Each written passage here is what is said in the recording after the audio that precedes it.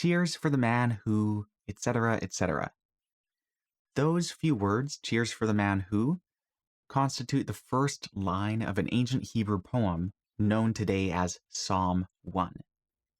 Now, if you listen to the last episode, you'll know that starting with this episode, we will be going through a line-by-line examination of this poem as it is found in Not a Bible Translation, which is the translation that I've been producing. And actually, recently I finished translating Psalm 1 for Not a Bible Translation.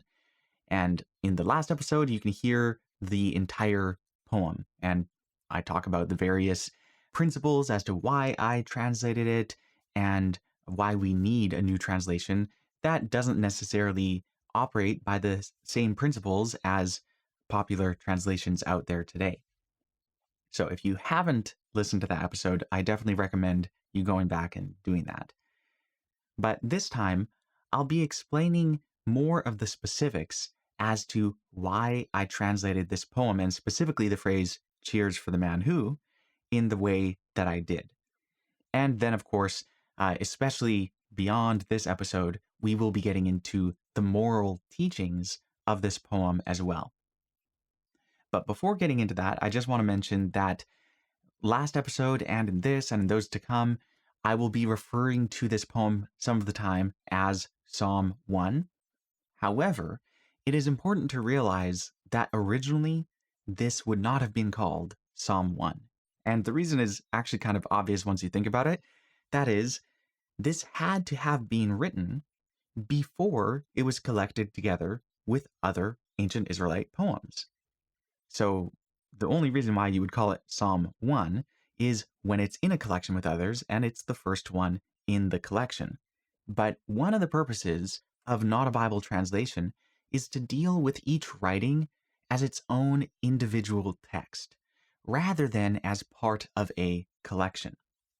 So Psalm 1 is really not what I want to use as the name of this poem, because that only reflects its later history, not its original purpose or whatever. And actually, it gets a lot more complicated once you get to other Psalms, because, for example, Psalm 9 and 10 in the Masoretic text, that is the most well-known Hebrew text of the Psalms, those two poems are actually one poem in the Septuagint, that is the Greek translation, the ancient Greek translation of the Hebrew scriptures, which even that isn't one thing because Hebrew scriptures were not yet collected together.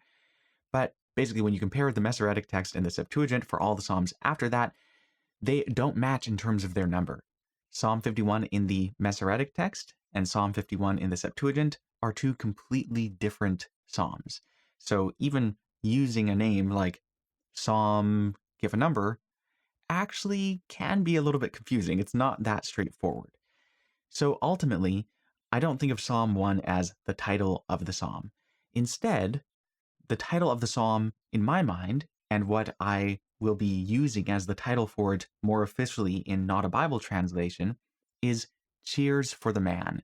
Those are the first few words of the psalm, and anciently, that is often how texts were titled. They were referred to by the first word or few words of the text. So one other thing that I want to say before we get into the specifics is that this translation, while it is the best way I currently know to reflect the Hebrew original, I definitely don't regard it as beyond improvement. No translation is perfect, and this translation may be revised in the future due to several things. On one hand, I continue to learn more and more about Hebrew, and as I do, I may come across things that make me think, you know what, this could be better translated in this way or that way. Another reason is that general knowledge of ancient Hebrew continues to increase among modern scholars. That is, we continue to learn more and more about the Hebrew language, which, by the way, that's one of the reasons why I think it's important to not tie ourselves too strongly to the already established tradition of translation, because it has a lot of stuff that's rooted in ideas about the Hebrew language that may not be as tenable now as it was in the past. One example of that is that uh, nowadays we have actually discovered many other Semitic languages and texts within those languages, and so we can chart out the history of Semitic languages more clearly, and it enables us to see the origin of certain features in the Hebrew languages that we didn't know about a few hundred years ago when the English Bible translation was already established. So, a good example of this is that there's an interesting couple forms within the Hebrew verbal system. One is known as yiktol, and another is known as vayiktol. Now, you can hear the similarity, yiktol, vayiktol. There's just this va at the beginning of vayiktol.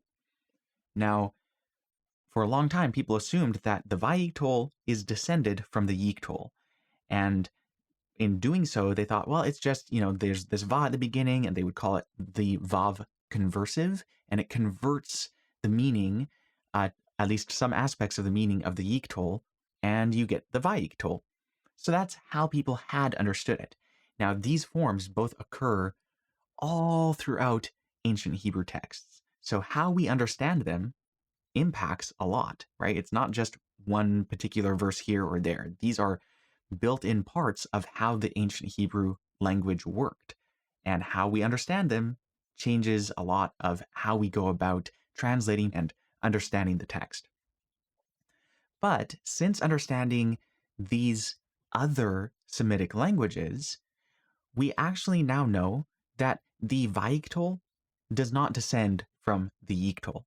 Rather, they both descend from separate forms in Proto-Hebrew, or prior to Hebrew as we know it, they descend from other forms. And it turns out that Yiktol descends from something called Yaktulu, and Vayiktol descends from something called Yaktul, which means that they aren't related as closely as we thought they were. And so we shouldn't assume that their meaning is as close as people previously thought they were. So that's just one example of how knowledge of the Hebrew language has increased a lot on important things, even as compared to the knowledge of ancient Hebrew uh, in 1611 when the King James Bible was translated, for instance. So that increase of knowledge in Hebrew in general is something that will enable us, including myself, to improve translation over time. So there may be more discoveries of how ancient Hebrew worked that will lead me down the road to revise Psalm 1 or to change it in some more radical way. But of course, that is just to be seen over time. And then another reason why I might update or revise the translation of Psalm 1 down the road is if more suitable English words or grammatical structures become available to me. That is, whether I just learn them, because there's a lot of English out there that I don't know, especially since Not a Bible Translation isn't trying to create something in standardized English. There are plenty of other Englishes out there that I don't know a whole lot about. And as I learn more about them, hey, there might be something more suitable to translate something from ancient Hebrew that I wasn't aware of before. And then, of course, the English language itself continues to change.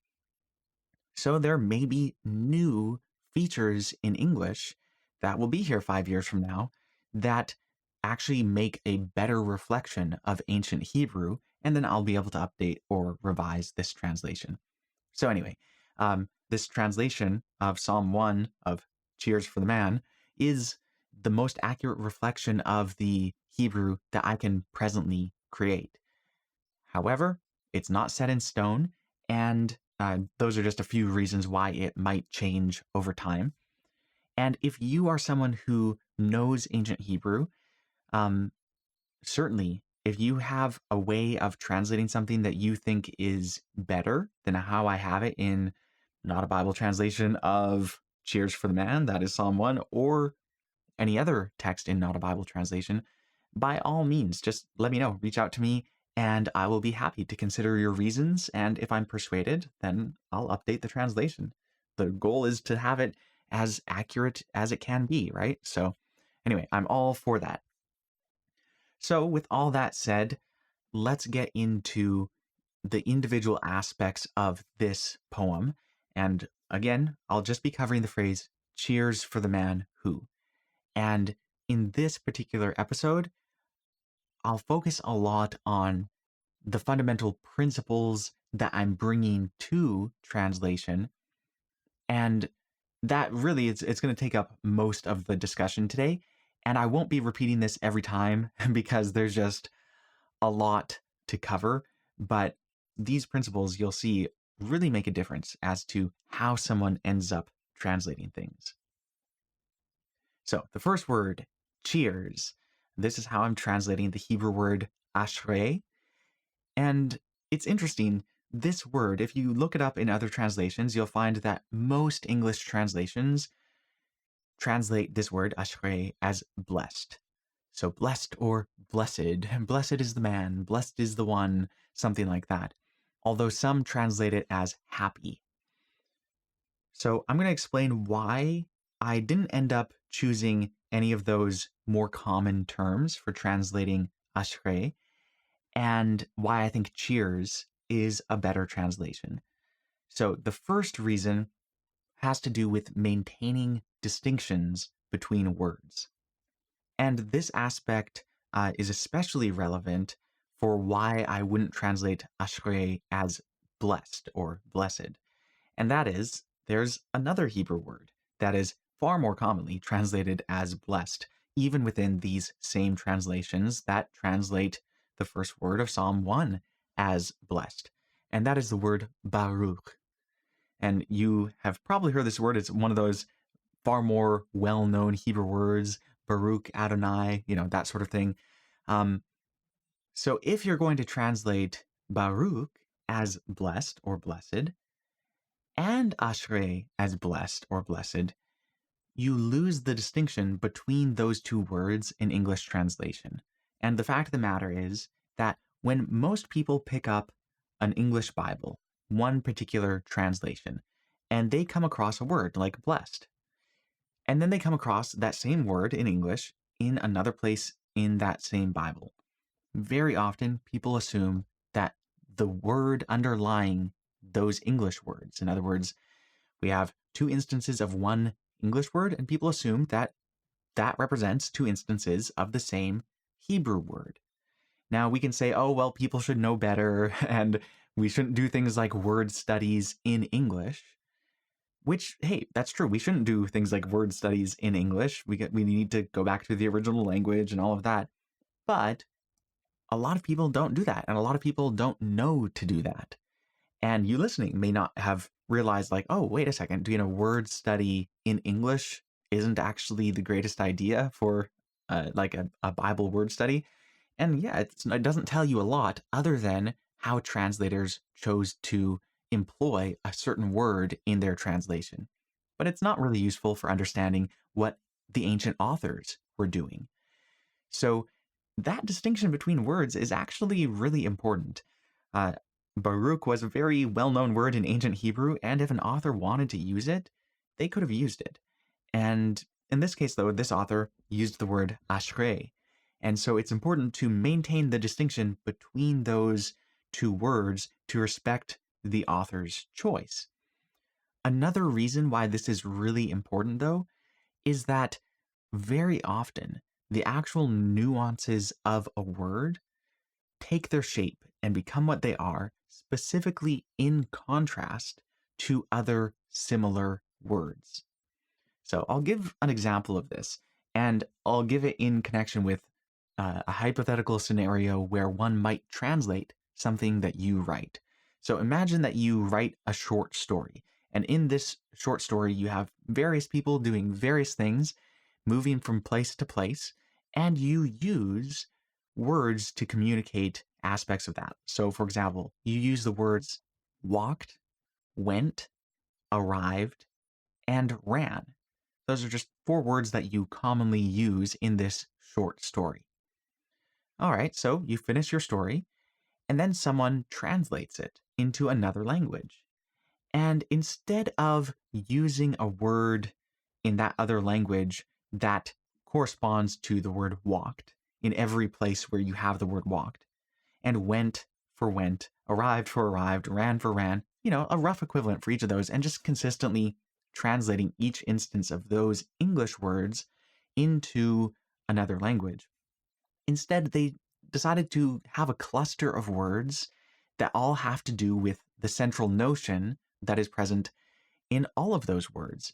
That is, different ways of moving from point A to point B. So, if they create a cluster of words with that general meaning, and then they just kind of mix and match. So, some of the time when you had the word walked in your story, they put the word for walked, the word that's closest to walked in the other language, but sometimes they put the word for ran, and sometimes the word that's closer to arrived. And then when you had the word arrived, sometimes they had the word that's closer to meaning went, and so on. And so it's really just mixed up, and there's not really a way to tell if you're reading their translation when you had the word walked or went or arrived or ran. Now, I'm sure you would realize that that is kind of weird and problematic and kind of messes with the nuances of what you were actually communicating. If you said walked, the reason why you chose that word is because it's kind of different from the other words that mean something similar to it, right? Sure, walking and running are both about ways of moving from one point to another, very often, unless you're on a treadmill or an elliptical walker or something like that. But those two words communicate two very different things. And when you are making a choice as to what word to use, often the options that you're considering are precisely words that have a similar meaning. So you're not even considering something of a totally different meaning, you're considering words of a similar meaning. And then you choose one of those words over and against the other words with similar meaning. So the difference between walked and ran is quite a big difference in what we're trying to communicate. So it turns out, though, that when it comes to English Bible translations, this kind of mix and match of clusters of words is the way it's done all the time. Like, there are plenty of times where the word in ancient Hebrew that means something far more precisely like to go or that someone went somewhere, that is translated many times as the word walked, and sometimes as the word ran. And the word for to arrive is commonly translated as something more like went, and sometimes arrived or to get somewhere or whatever. But really, like, it's when you compare how clusters of words are translated from Hebrew to an English translation, it's very frequent that you don't have one Hebrew word translated with its closest English equivalent consistently. Rather, it's like, okay, here are a whole bunch of words that have to do with destruction in ancient Hebrew. Yeah, the kind of something like destruction. Okay, well, here's a whole bunch of words in English that have something to do with destruction.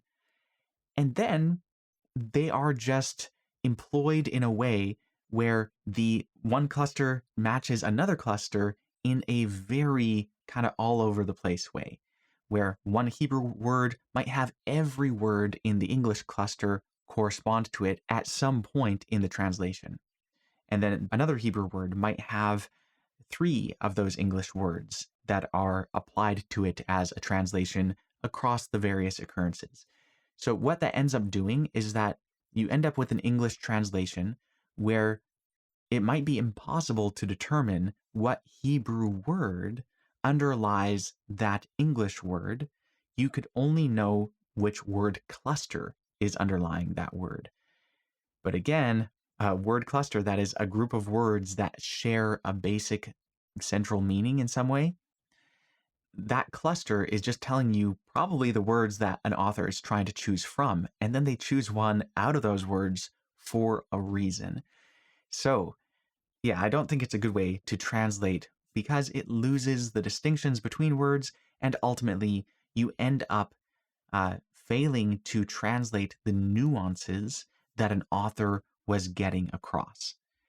And we'll see that more and more, even just in going through Psalm 1, how there are places where the common translation kind of conveys one idea, but really, if you want to translate in a way that preserves the distinctions between this particular Hebrew word and the others in its word cluster, yeah, you end up with something that has a different meaning. So I do think there is a solution to this. It's just that the solution is a bit more effortful and takes more time. And that is, you have to really very carefully and thoroughly study each word within a cluster in order to find out which English term most closely matches which Hebrew term, and then just translate them consistently. And I'll talk more about consistency in a minute. But doing that actually preserves the distinctions. Now, most translators aren't doing that, where they're really carefully looking through each word within a cluster in order to distinguish between them. Instead, it's like, well, okay, this word has something to do with destruction, and as does that other word. So, even within a single verse, you might have two instances of one Hebrew word, but those two instances are translated differently in English.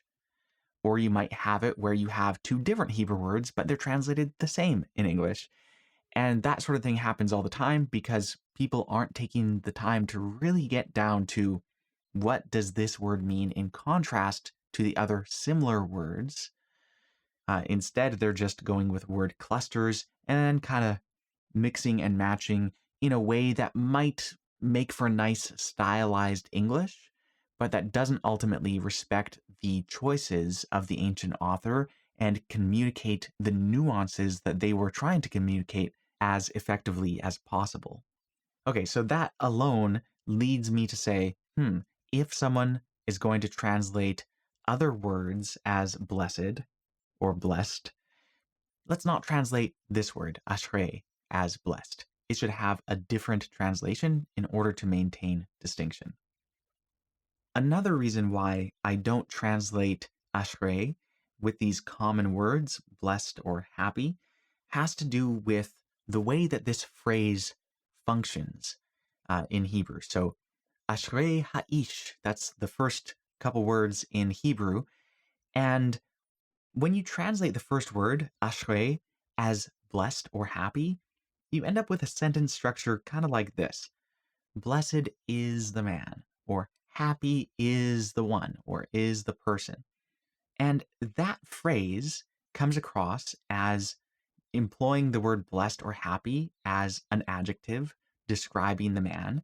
And then the sentence is a simple descriptive phrase: happy is the man. But in reality, the Hebrew word ashrei is not an adjective, and the clause is not a description. Instead, the word ashrei is a plural noun that is used as a positive exclamation. It's kind of more like how we say cheers or congrats in English. It's an exclamation that is expressing the positive perspective of the speaker toward whoever it is that they're talking to, or whatever circumstances, that sort of thing.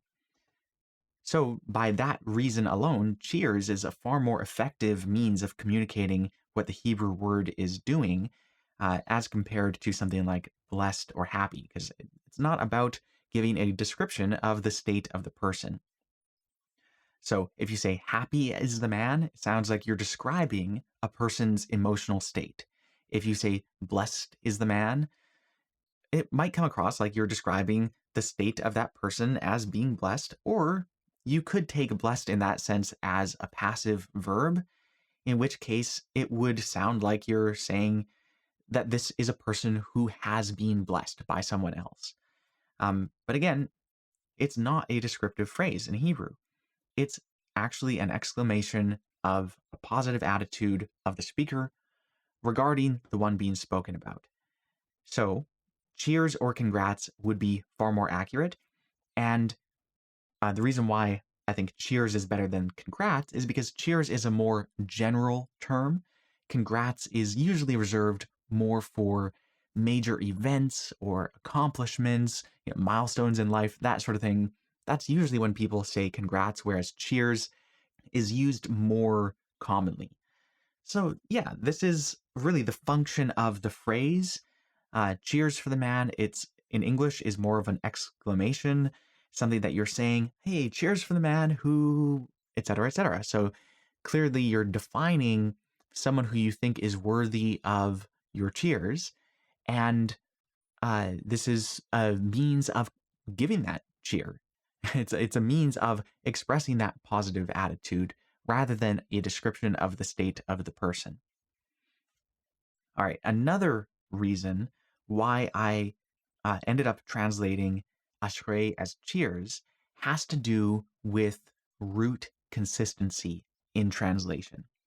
What I'm referring to here is the fact that I think it's important to not only translate a particular word consistently throughout its occurrences, but it's also important whenever possible to translate different words that share the same root with English words that share the same root. So, for example, take the words nation, national, and nationalize. Ideally, if you had some text that's using these three words, it would be great to translate it using three words in another language that also share a root. And the reason for this is pretty simple, and that is that the root that they share identifies the common meaning that they share as well.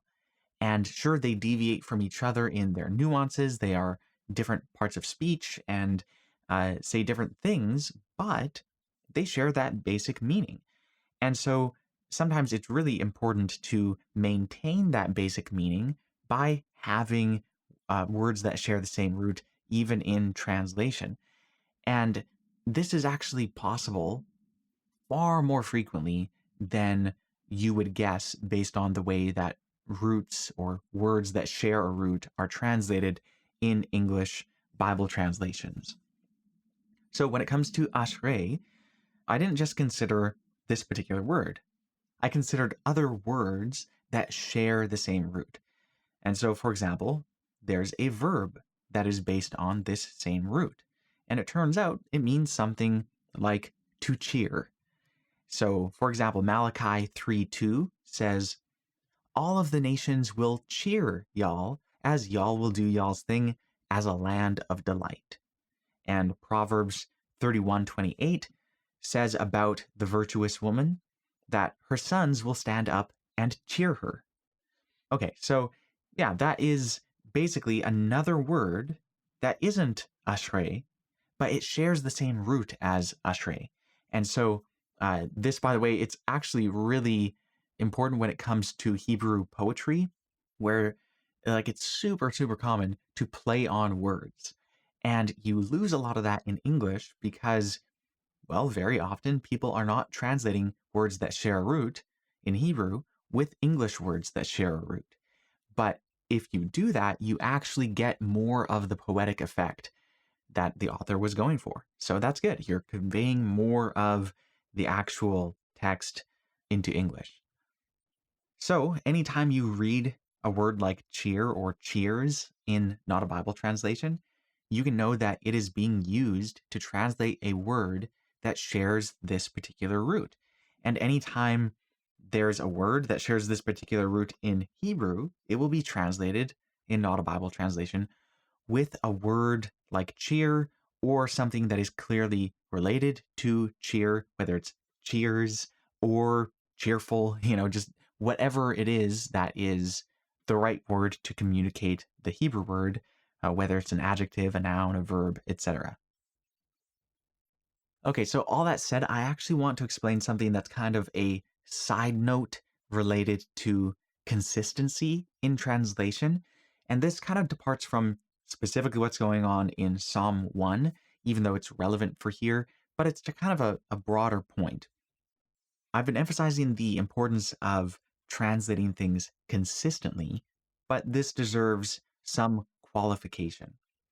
this doesn't mean that there should be one English word to represent one Hebrew word in every instance, and that that word needs to be the same in absolutely every case. And I'll explain what I mean by that. So sometimes it's necessary to capture the meaning of one Hebrew word using multiple English words, even in a single instance of that Hebrew word. So, for example, there's a word in Hebrew that is very commonly translated forever. It's the word olam. And I think it's more accurately translated by the two English words ineffable time. So, every time we come across the word olam in an ancient Hebrew text, and you're reading from not a Bible translation, you will find the words ineffable time. So ineffable time is the translation for olam. But then I do that consistently, right? I use ineffable time for every instance of olam. So that's not one word for one word. The point, like the real important thing, isn't about numerical equivalence, one word for one word. It's about consistency across multiple instances of the same word. And that said, there are even exceptions to this. There are certain Hebrew words that have multiple meanings, and sometimes there's no English word with the same multiplicity of meanings. And actually, before I give an example of that, I just got to say that very often you can find an English word that has the same multiplicity of meanings, or at least multiplicity of meanings that covers the multiplicity of meanings of a Hebrew word. But again, you can't always find that. So, for an example, the Hebrew word nephesh, sometimes it means throat, and sometimes it means body. Now, so far as I know, there's no English word that actually has both meanings, where sometimes it means throat and sometimes it means body. And I've looked, I've considered it, tried to find it. If I could find a word that has both those meanings, that's what I would use as a translation of nephesh. But without the word like that, I'm left with sometimes translating nephesh as throat and sometimes translating nephesh as body. Now, that's less than ideal. It'd be great to have one word for it in every instance. But without that, like sometimes you just don't have that because the two languages are different. So the best way to do it, though, is to make sure to not translate other words, other Hebrew words, as throat and body, because that would erase the distinction. So that at least people could know, oh, I'm reading this translation. Anytime I come across the word throat or body, I know it's the Hebrew word nephesh. Right? So that's a way to be consistent in a different way. It's not consistent with every single instance of the Hebrew word being represented exactly the same in English. But what you do is you find two, or however many you need, of those English words to cover the meaning of the Hebrew word, and then you're consistent with those words. So it's not helter-skelter, it's not just coming up with things on the spot when you're translating a text. You figure it out, you figure out what is the best, and then you stay consistent with that. And when I say you there, I mean me, that's what I'm doing. And I think it's a good way to go. I think it's a principled approach to translation. There's also a certain type of word that I'm not even attempting to translate in a way that uses the same English word across all instances of the Hebrew word. This is a category of words called function words. They're also called grammatical words, and there are other terms that linguists use for this category of words. But basically, in languages, all languages, there are two main categories of words: function words and content words. Content words are by far the more plentiful. There are many more content words in each language than there are function words. And content words serve the purpose of carrying their own meaning. This includes word classes like nouns, verbs, adjectives, adverbs. And so, you have a word like house or dog or cat or whatever, and that's a content word. It has its own content that it is communicating. But then you have this other class of words, function words. And these words primarily serve to create grammatical functions. And so it's things like conjunctions and prepositions. They don't really carry their own meaning as content words do, but they serve to structure information within sentences and between sentences. So each language tends to have relatively few function words as compared to content words, but these words tend to be very common. They're used frequently because you need them in sentences. Like you need to say something like and or but or for or to or at, in, with, when, there are all these words that are uh, function words, and they tell you how the content words are supposed to relate to each other.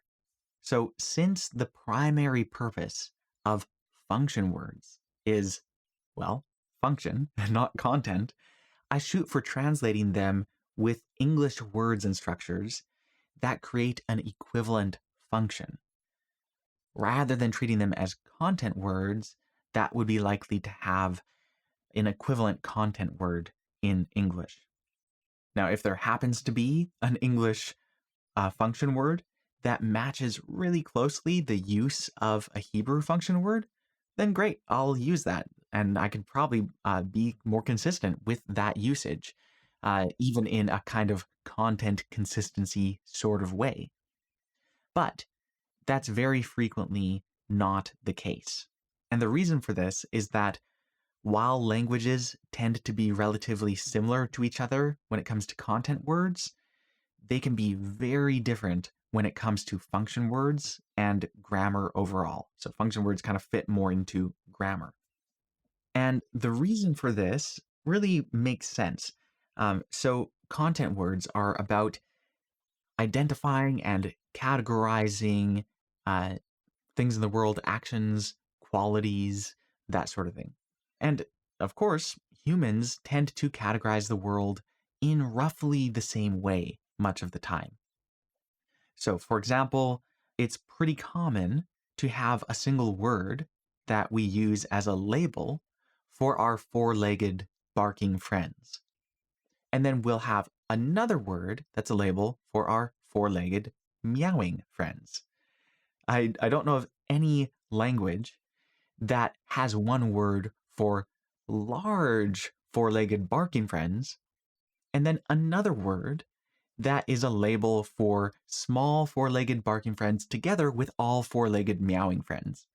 Right? So it really there are natural categories, and languages tend to identify those together. Now, it does get more complicated when uh, have something that's very culturally specific and whatever. When you have something that is a spectrum rather than different categories, then it gets a little bit more messy than that. So you don't always have a total correspondence of one content word in one language matches another content word in another language, but it's far more common than with function words. Like, yeah, okay, so English has a word for dog, Hebrew has a word for dog, and it's pretty much the same, even though it's rare to find something that is a precise synonym between two languages in all of its nuances.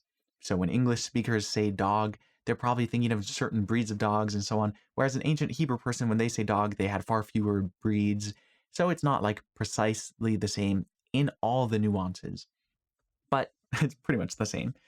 Um, so that's how it works with content words, which means that much of the time you can have equivalent content words between languages and be consistent with that, especially if you take the time to really find the closest match. Grammar, on the other hand, is a totally different story.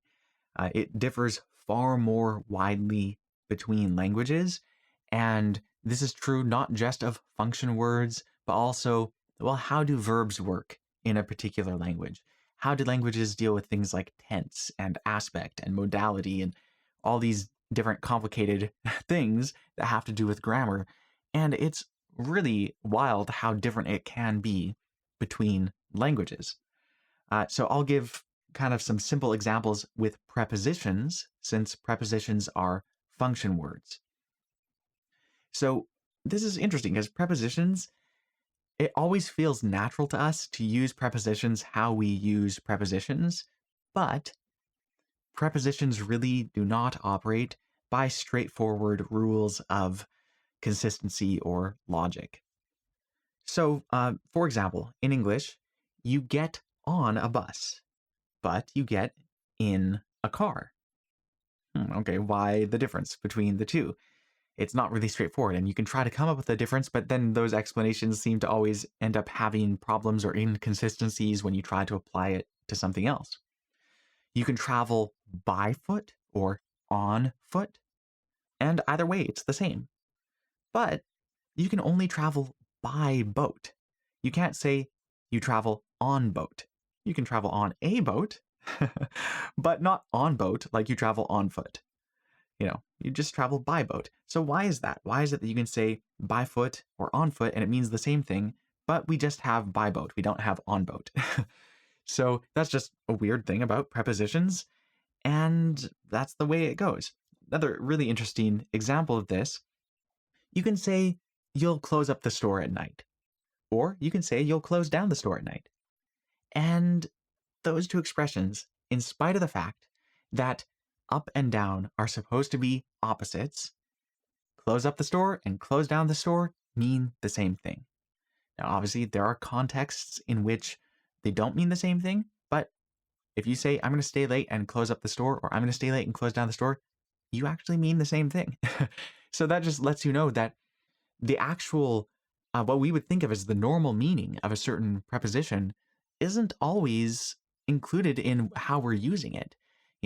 To close up a store doesn't really have a notion of upness. To close down the store doesn't really have a notion of downness. It's just a way of saying close the store. So prepositions are weird like that. And those peculiarities are language specific. Those weirdnesses that I just mentioned are in English, and even just modern English as we have it now. You don't necessarily have those same peculiarities if you go back in time to Middle English or Old English. They have their own peculiarities that we might not have anymore. And then you go to other languages, and they'll have their own weirdness with prepositions, but it won't be the same as our weirdness.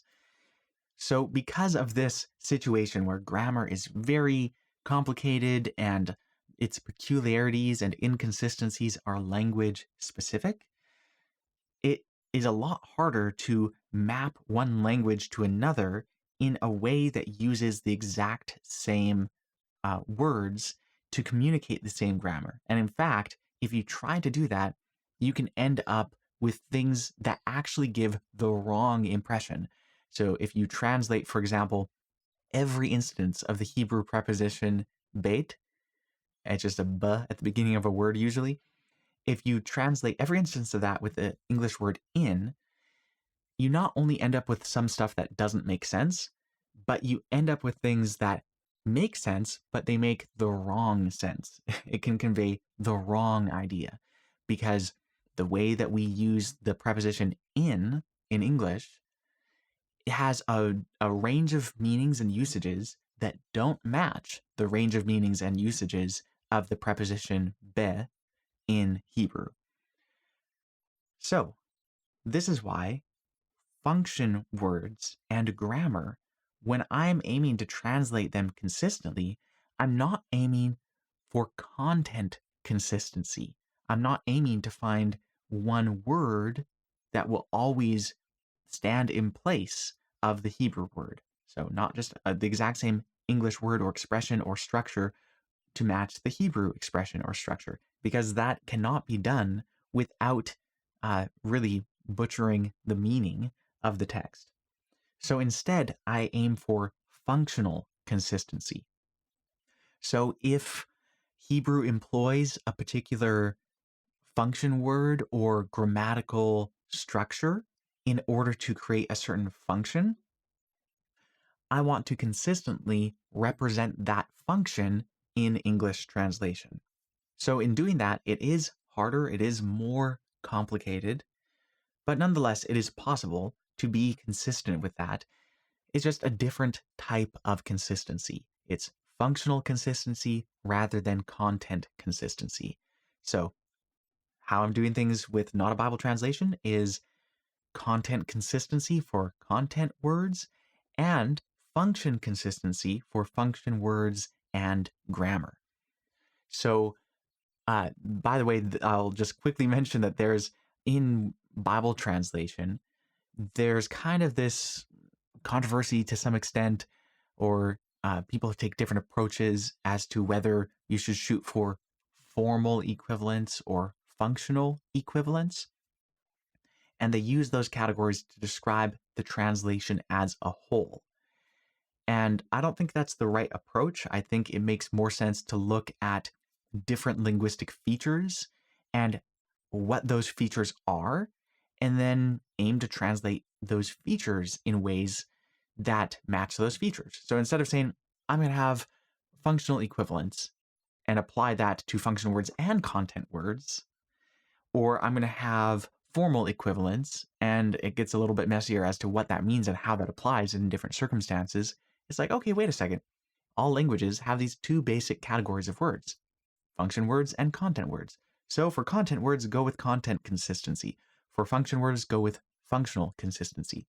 So I think that that is a more straightforward way of translating that ends up with better results in terms of conveying more fully and precisely and accurately the nuances of the Hebrew into English.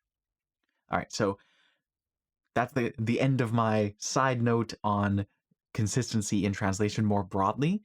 And also, all of that together explains why it is that I'm not translating ashrei as blessed or happy, as you find in most translations of Psalm 1, but instead as cheers. All right, so let's go on now to the next word. Cheers for the man. Okay, so the word here that I'm translating as man is the Hebrew word ish. And it's a very common word. One of the biggest decisions a translator has to make with this word is whether to translate it as man or as something more gender neutral like person. And I certainly see the arguments for translating it as person, since in many cases, including here in Psalm 1 in Cheers for the Man, it isn't at all trying to specify males. It is just referring to a person in general, regardless of their gender. Now, the English word man used to be used far more commonly just to refer to anyone, regardless of their gender, but English is shifting away from that usage, and that's part of a broader trend toward gender inclusive language. And I wholeheartedly embrace that trend. I use gender inclusive language myself, and I think it's a good way to go. After all, why should the generic and default person be spoken of as male? Why not include non masculine pronouns when speaking of hypothetical individuals or persons whose gender is unknown or whatever? Why always just have the male gender used for kind of the default or the unknown person? And by the way, there's the whole controversy over using words like they and their to refer to an individual. But that usage has actually been around for a long time in English. It's nothing new. And I'm all for it. It's a way to refer to an individual without specifying their gender. Notice how I did it right there? And you understood what I meant, right? It wasn't problematic or difficult. So I think that that is a good move to use gender inclusive language. So then, you might ask, why do I translate ish as man?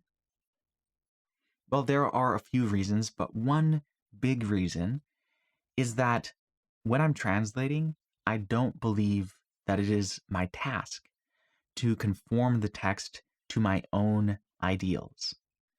While I embrace and use gender inclusive language, and English is shifting more and more to that usage, and I'm glad about it, the fact of the matter is that ancient Hebrew was a language that regularly used masculine language as the default.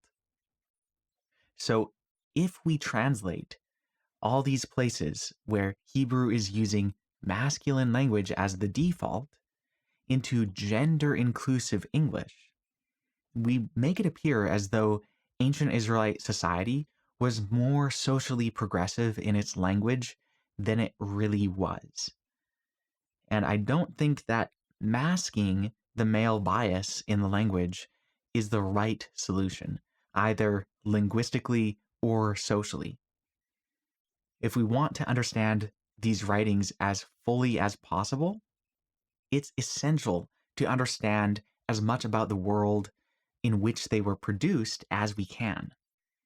And it turns out that that world was a world in which male-centric language was the norm. So we obscure it to our own detriment. So I think it's better to not obscure it. If they used language that is male dominant in terms of identifying generic people or using it as the default, even if I don't use that language myself, even if I think it's good to use gender inclusive language, I want to represent the way they used language in ancient Hebrew into English. And then you can do with that what you will do with that.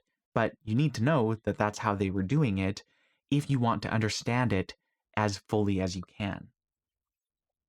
Now, all that said, it's really important to realize that the fact that ancient Hebrew used masculine language as the default tells you much more about the society of ancient Israel at large than it tells you about the individual author. And the reason for this is that you can have a society that uses masculine biased language, and basically everyone in that society might be using that language whether or not they embrace male supremacist ideology. It might be the case that they do, it might be the case that they don't, but you can't determine that they do by the fact that they use a generic masculine mode of speech. And really, we know this to be the case even in English, because the move toward gender inclusive language is relatively recent in English. I mean, yeah, sure, it's been going on for a while, but in terms of changing how English is spoken every day by most people, it's relatively recent. And before this shift, basically everyone used words like man and mankind to refer to humans in general, regardless of their gender, without even thinking about it. And this was true even for people who believed in gender equality, right? So you can have someone like one of the suffragettes or whatever who used masculine terminology in a generic or default sort of way, but even in the midst of using those particular expressions was trying to communicate ideas that were promoting gender equality. So again, when you learn this fact about the language, that ancient Hebrew has a male bias to it, that does tell you something about ancient Israelite society. It was a society in which maleness was normalized, it was default, and something else is exceptional. And this is just by no means unique to ancient Hebrew. That's another important thing, by the way. This is not unique to ancient Hebrew. It's not like ancient Israelites were exceptionally misogynistic as compared to other cultures. And yet, it is the case that, like in ancient Hebrew, feminine forms need to be marked as feminine, whereas masculine forms are just the default form. They don't need to be marked. So that tells you something about their society, but it doesn't tell you about an author. An author or an individual person who uses that language can even communicate gender inclusive messages within a male biased linguistic system. So the word ish in ancient Hebrew was actually the typical term for an adult male. So for example, Genesis 2:24 says, a man, that is an ish, leaves his father and his mother and clings to his woman, his isha. So there you have ish, which is the normal form. Isha has that extra thing to mark it as feminine. So if you look at this passage, a man, an ish, leaves his father and mother and clings to his woman, his isha. Well, clearly the word ish here is specifying an adult male, and you can't translate ish in this passage in a gender neutral way, like person, without causing weird problems with the word isha. And this is just one example among many in which the word ish is specifying adult males. But there are also many occurrences of the word ish in which it is not identifying adult males. So this word ish is very common, and really in most cases, if it is being used in a way where it's not contrasted with a specifically feminine term like isha, it should be understood to refer to a generic human being, regardless of their gender.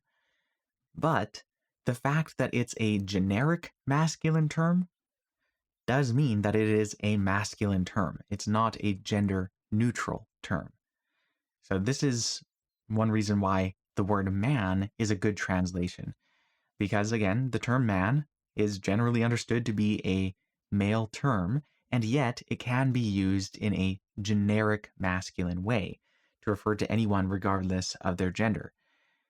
So another reason why man is a good translation of ish is that you can actually translate ish as man consistently, because man has that same sort of usage where it can be used in a generic way, but it is also a male term and refers to an adult male. Same with ish. So you can do it consistently and it covers all the uses. If you try to translate ish as person, you end up not being able to do it consistently because there are plenty of times where ish is referring specifically to adult males in contrast with females. So it could even give the impression that a female isn't a person or something like that, like some weird possible implication if you translate ish as a person in every instance. And then it's like, wait, why is a person being contrasted with a woman or a woman being contrasted with a person?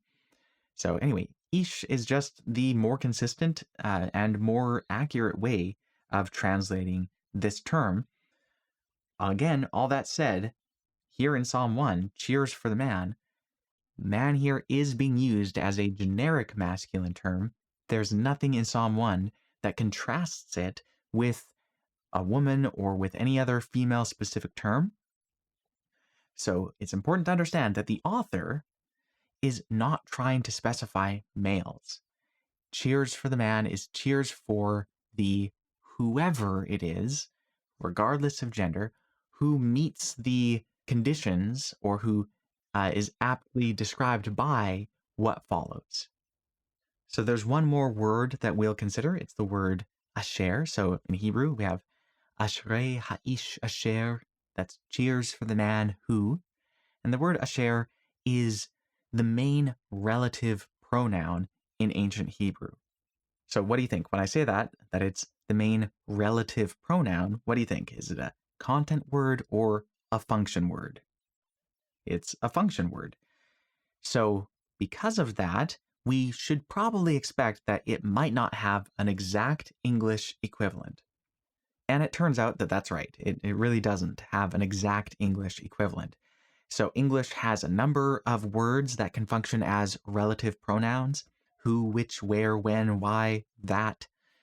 And really, all of those functions that we employ by use of all those words, Hebrew can use just this one word, asher, to cover all those functions. So, in other words, ancient Hebrew didn't have a separate relative pronoun that corresponds to who, and one that corresponds to which, and one that corresponds to that. Nope, it could just cover all of those meanings with one word, asher. So because of that, asher can't be translated in every instance with a particular English word like that or who. But again, that's not what we're aiming for with function words, right? In Not a Bible Translation, I'm aiming for functional consistency with function words rather than content consistency. So in this case, cheers for the man relative pronoun. Well, what relative pronoun do we use to refer to persons? Who. So cheers for the man who. Later in this psalm, at the end of verse 3, there's this same word, asher, but in that case, it needs to be translated as that rather than who. And that's just the nature of function words, translating it from one language to another. Okay, so obviously we've covered a lot, and I know it's been pretty heavy on language and translation principles. So to kind of crystallize everything that we've discussed, I will just briefly recap the principles that we've covered that are being used in Not a Bible Translation and that happen to be relevant just for these first few words of Psalm 1, better known as Cheers for the Man. Okay, so the first thing is that groups of words that share a meaning, we're calling that word clusters, should not be translated in a way that obscures the distinctions between those words. Instead, each Hebrew word within a cluster should be reflected by an English word or expression that matches its range of meaning most closely. And then once that word or expression is found, it's important to translate it consistently in order to maintain that distinction. In instances where the Hebrew word has a range of meanings that's broader than any one English word, it will be necessary to have more than one English counterpart for that Hebrew word. And each counterpart will cover a certain subset of the instances of the Hebrew word. But even then, the Hebrew should be consistently translated into those counterparts, and those English counterparts should be reserved for that Hebrew word, again, so that it maintains distinction. And you may remember why that's so important, but really it's in order to respect the nuances of what the author was communicating. If we don't respect those nuances, we end up actually losing the meaning that the author was getting at. And that kind of defeats the purpose of translation. And I should say, too, that it's not always a loss of meaning. Sometimes it's obscuring the meaning by giving the wrong meaning. When we translate and we use a word, that word is going to convey something in English. And if it's not conveying things that are the same things as the original author was conveying, well, we can actually change the message, not just obscure it. So we definitely should avoid that, in my opinion. So next, if a word or phrase functions in a certain way in Hebrew, well, its translation into English should function in the same way. So if we have a Hebrew exclamation, translate it with an English exclamation rather than a descriptive phrase, for example. Okay, the next point is that whenever possible, words that share a root in Hebrew should be translated with words that share a root in English. And again, so far I'm finding this to be possible far more than you would guess based on common practices with Bible translations. And also, just remember that the reason why this is important is because words that share a root very often share a meaning. It's not an accident that national, nation, and nationalize all share the same root, right? And they share meaning by means of sharing that same root. So when you can translate words that share the same root into words in another language that share the same root, that's great. Now, and just to be clear too, in case that this wasn't already clear, I don't mean that the English words will share the same root as the Hebrew words. I mean, the Hebrew words share the same root as each other, and the English words share the same root as each other. Okay, next, content words. I'm translating with content consistency. Function words and grammar, I'm translating with functional consistency. And then lastly, Another really important principle is that as a translator, my task is to reflect the original as fully as possible. This includes refraining from conforming the language to my own ideals. And we talked about that in this episode as it relates to gender and language. When generic or default masculine language is used in the Hebrew text, I reflect that in translation. But it's also really important to understand that a male-centric aspect of the language tells you about the society and doesn't equate to a male-specific assertion on the part of the author. Okay, so that's the recap. And when I apply all these principles to the ancient Hebrew poem that we now usually know as Psalm 1, the resultant translation of the first line is cheers for the man who, etc., etc. And obviously that is not a complete thought. So next time we'll have to come back and see the first aspect of what it is about this person that the author considers to be worthy of his cheers. All right, thanks for listening. If you've enjoyed this, make sure to subscribe to the podcast. To follow it, I think, is the new terminology. And of course, if you have questions, reach out, comment. I'd love to hear from you. If you find all this to be valuable, and I hope you do, please tell a friend about it. All right, thanks so much, and talk to you next time.